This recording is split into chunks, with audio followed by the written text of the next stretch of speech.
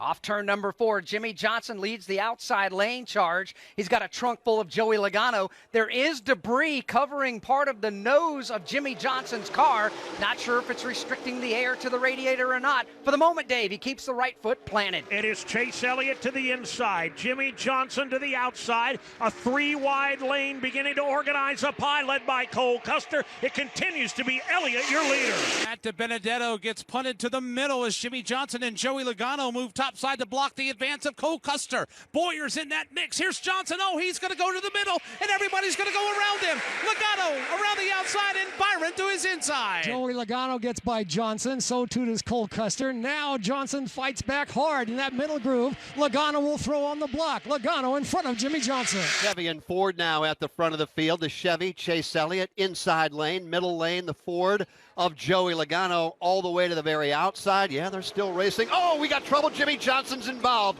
Kurt Busch is involved up in the air. The caution flag is out. A number of cars involved right here at the start-finish line. Cole Custer, Kurt Busch, Brad Keselowski spinning.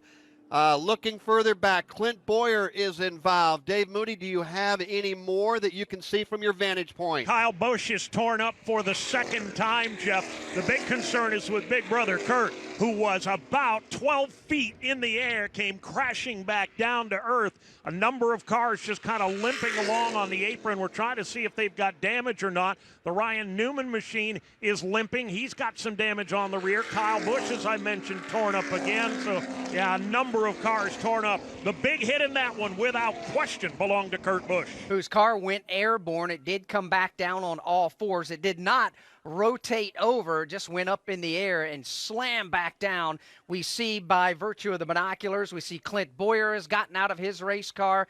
It is beaten up. He'll have to make the trip to the infield care center, but Brad Keselowski got some damage on that. Looks like Keselowski was able to continue on, but the majority of these cars, Jeff Striegel, that really took shots here at the start-finish line, have ended up in a smoking heap down inside of turn number 1. And I don't know exactly what caused it. We were calling Elliott and Byron across the line. We're going to get a look at it now on the replay monitor.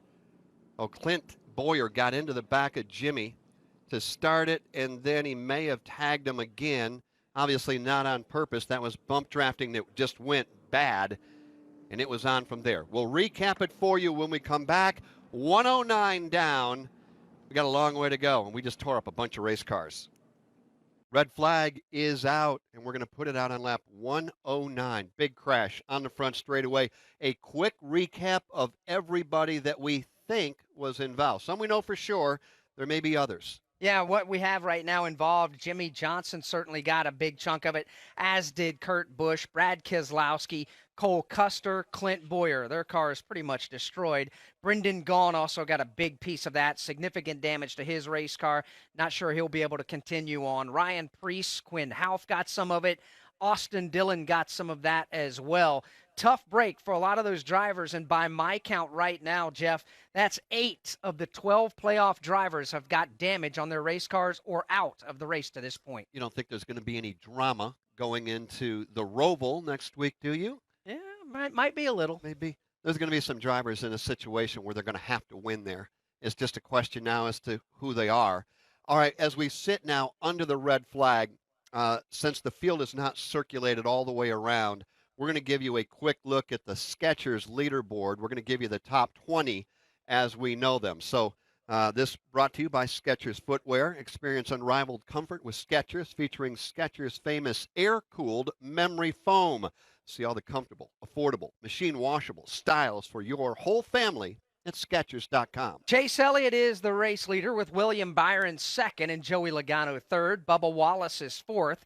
Matt DiBenedetto is fifth. Sixth is Ryan Preece. Seventh, Matt Kenseth. Eighth, Tyler Reddick. And ninth, Ty Dillon with Chris Buescher, 10th. John Hunter Nemechek is 11th. Quinn Houff right now is 12th. Ryan Newman, 13th. Eric Jones, 14th.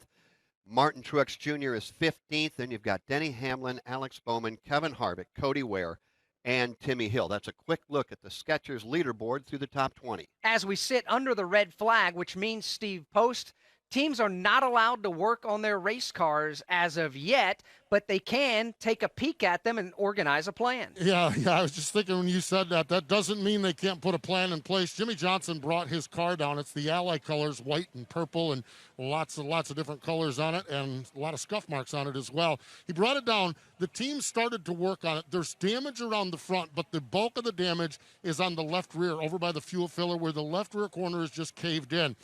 Immediately when the red flag came out, the crew members pulled their hands back and stopped touching the car.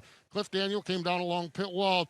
There's 3 crew members, and they literally are coming within inches of touching the car and describing what they're going to do and what they are going to do as far as preparing this car. Now a crew member is down on there looking underneath the car. They can do everything but touch the car, and that's what they're doing to look at it. As a matter of fact, now Cliff Daniel comes down to look and see the damage. There's a hole to see if there's damage up under the trunk of the car. So you're right.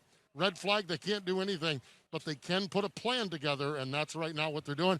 By the way, Jimmie Johnson, some not so kind remarks toward Clint Bowyer with the cause of that accident as those 2 cars got together. So rather animated was the 7-time champ in describing what happened out there on the racetrack.